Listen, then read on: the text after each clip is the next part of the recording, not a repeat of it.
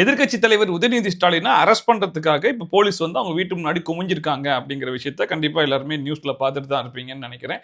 நான் பேசாத ஒண்ணு கட் காப்பி பேஸ்ட் பண்ணி இந்த கட்சி ஆரம்பிச்ச 2.5 வருஷத்துல இதை மட்டும் தான் பண்ணிட்டு இருக்காங்க. சோ எதனால இந்த அரெஸ்ட் என்ன ஏது அப்படின்னு சொல்லி பார்த்தா, நேத்து வந்து மாபெரும் கண்டன போராட்டம் அப்படின்னு சொல்லிட்டு திமுக ஒரு போராட்டத்தை வந்து பண்ணாங்க. எதனால இந்த போராட்டம் அப்படின்னு சொல்லி கேட்டீங்கன்னா, காவேரி இஷ்யூ பத்தி பேசுறதுக்காகவும் அண்ட் வந்து தாவேகா அரசு நிறைய வாக்குறுதிகள்லாம் வந்து கொடுத்தாங்க. அந்த வாக்குறுதிகள்லாம் இன்னும் நிறைவேற்றாம இருக்காங்க. விவசாயிகளுக்கு வந்து இந்த கடனை தள்ளுபடி பண்ணுவேன் அது இதுன்னு சொல்லிட்டு எக்கச்சக்கமான வாக்குறுதிகள் கொடுத்தாங்க. பட் அதெல்லாம் என்னாச்சு என்னாச்சு அப்படிங்கிற கோஷம்லாம் எழுப்பி பயங்கரமான போராட்டம்லாம் வந்து பண்ணாங்க. இதுல என்ன நகைச்சுவைன்னு சொல்லி கேட்டீங்கன்னா, அதாவது தாவேகா அரசு அமைஞ்சு இன்னும் முழுசா 3 மாசம் கூட ஆகல. அதுக்குள்ள என்னாச்சு என்னாச்சுன்ற கேள்வியெல்லாம் எதிர்க்கட்சி கேட்கறாங்க. ஆனா மக்களுக்கு 1000 ரூபாய் கொடுக்குறேன் அப்படின்னு சொல்லி ஒரு வாக்குறுதி கொடுத்தாங்க இல்லையா, அந்த வாக்குறுதி எல்லாம் திமுக பாத்தீங்கன்னா நிறைவேற்றுறதுக்கு கிட்டத்தட்ட 2.5 வருஷம் எடுத்துக்கிட்டாங்க. அப்ப அவங்கள பார்த்து அவங்களே என்னாச்சு என்னாச்சு அப்படிங்கிற கேள்வியெல்லாம் கேட்கவே இல்லையே. சரி ரைட், எதிர்க்கட்சி தலைவர்னு பதவியெல்லாம் கொடுத்துருக்காங்க, எதிர்த்து 4 கேள்வி கூட கேட்காட்டா எப்படி அப்படிங்கிறதுக்காக பெரிய ஆர்ப்பாட்டம் போராட்டம் எல்லாம் பண்றாப்புல எல்லாமே ஓகே தான். ஆனா என்ன பிரச்சனை இருக்குதோ அந்த பிரச்சனையை பத்தி மட்டும் பேசினா பரவாயில்ல. இத்தனைக்கு இவரே தான் நேத்து பேசின ஸ்டேஜ்ல சொல்றாப்புல, சிஎம் பேசுற பேச்செல்லாம் கேட்டீங்களா, அவருடைய பாஷையை கேட்டீங்களா, வாயில நல்லா வந்துருங்கிறாப்புல, டேஷுங்கிறாப்புல, என்னென்னமோ பேசிட்டு இருக்காரு. அவர் பேசுற பேச்சை பத்தி இப்படி ஒரு சிஎம் தமிழ்நாட்டுக்குன்னு சொல்லிட்டு இந்தியாவில் இருக்கிற 50 பேரும் சிரிக்கிறாங்க அப்படிங்கிற மாதிரிலாம் பேசிட்டு இருந்தாப்புல. அவர் பாஷை என்னன்னு உங்களுக்கு புரியும்? டேஷ் முதலமைச்சர் இன்னைக்கு இந்தியா முழுக்க பேசுது, இப்படி ஒரு முதலமைச்சர் நாங்க பார்த்ததே இல்லப்பா. ஆனா அதே ஸ்டேஜ்ல வச்சு இவர் என்ன திரும்ப பேசி வச்சிருக்காப்புல, இவர் பேசிக்கிட்டு இருக்கும்போது, அதாவது இப்ப இருக்கிற அரசுக்கு என்ன பிரச்சனை தெரியுமா அப்படிங்கிற மாதிரி பேசிட்டு இருக்கும்போது கீழே இருக்கிற 50 பேரும் சேர்ந்துக்கிட்டு த்ரிஷா த்ரிஷா த்ரிஷான்னு கத்திட்டு இருக்காங்க.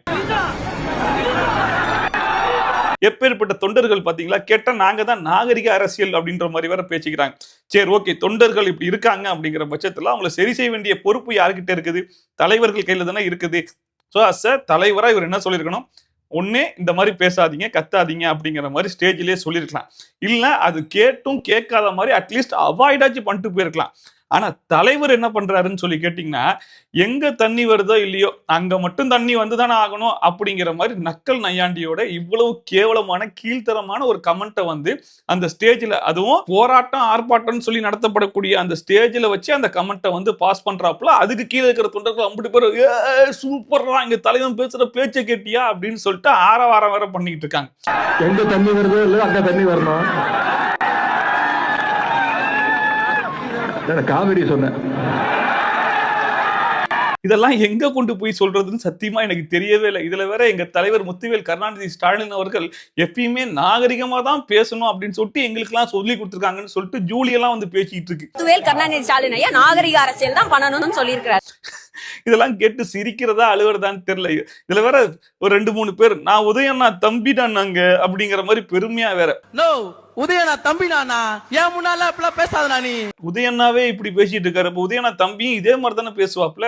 நான் மட்டும் இல்லனா இங்க ஒவ்வொருத்தரும் உதயண்ணா தம்பி தான். உதயநிதி ஸ்டாலின் பேசின அந்த நாகரிகமான பேச்சை தான் தமிழ்நாடு மீடியா மட்டும் இல்ல, நேஷனல் மீடியா வரைக்கும் நேத்துல இருந்து இன்னைக்கு வரைக்கும் போட்டு கழுவி ஊத்திட்டு இருக்காங்க. அதுலயும் பெண்களை பத்தி எவ்வளவு நாகரிகமா பேசுறாரு பாத்தீங்களா.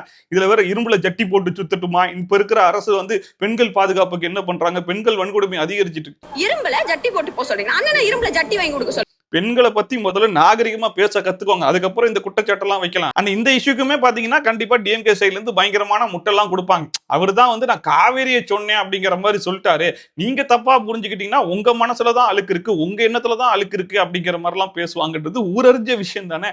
அதே மாதிரி இப்ப பாத்தீங்க அப்படின்னா நாளைக்கு சட்டமன்றம் ஆரம்பிக்குது அப்படிங்கிறதுனால அவசரமா எதிர்க்கட்சி தலைவரை அரெஸ்ட் பண்ணி உள்ள போட பாக்குறாங்க.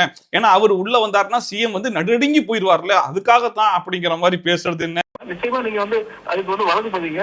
ஆனா நாளைக்கு அவர் வந்து இதுல வந்து சட்டமன்றத்துல வரவிடக் கூடாது அப்படிங்கறது முக்கியமான நோக்கமா எனக்கு தோணுது. அண்ட் நேத்து நடந்த ஆர்ப்பாட்டம் வந்து காவேரி பிரச்சனை விவசாயிகளோட பிரச்சனைக்காக தான் அப்படிங்கிற மாதிரி சொல்லிக்கிறாங்க இல்லையா. எப்பயுமே பாத்தீங்கன்னா இதுதான் நோக்கம் அப்படிங்கிற மாதிரி சொல்லிப்பாங்க. ஆனா நோக்கத்தை தவிர்த்து மத்த எல்லாமே பண்ணுவாங்க. நீட்டு பிரச்சனைக்கு பாத்தீங்கன்னா ஜனநாயகம் படத்துக்காக போராட்டம் மட்டும்தாங்க.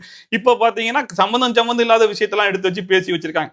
சோ இந்த காவேரி பிரச்சனை விவசாய பிரச்சனை இதுக்கெல்லாம் ஆர்ப்பாட்டம் பண்ணிட்டு இருக்கிற நேரத்துல இதை திசை திருப்புறதுக்காக தான் இந்த அரசியல் பிளான் பண்ணிருச்சா இப்ப இருக்கிற அரசு. நான் பேசாத ஒண்ணு கட் காப்பி பேஸ்ட் பண்ணி இந்த கட்சி ஆரம்பிச்ச 2.5 வருஷத்துல இதை மட்டும் தான் பண்ணிட்டு இருக்காங்க. நீங்க எவ்வளவுதான் கேட்டு பார்த்தாலும் கடைசி வரைக்கும் எங்க தலைவர் அப்படிப்பட்ட ஆள்லாம் கிடையாது. அவர் அந்த எண்ணத்துல பேசவே இல்லை. உங்க எண்ணம் தான் தப்பா இருக்குது அப்படிங்கிற மாதிரி தான் பேசிட்டு இருப்பாங்க.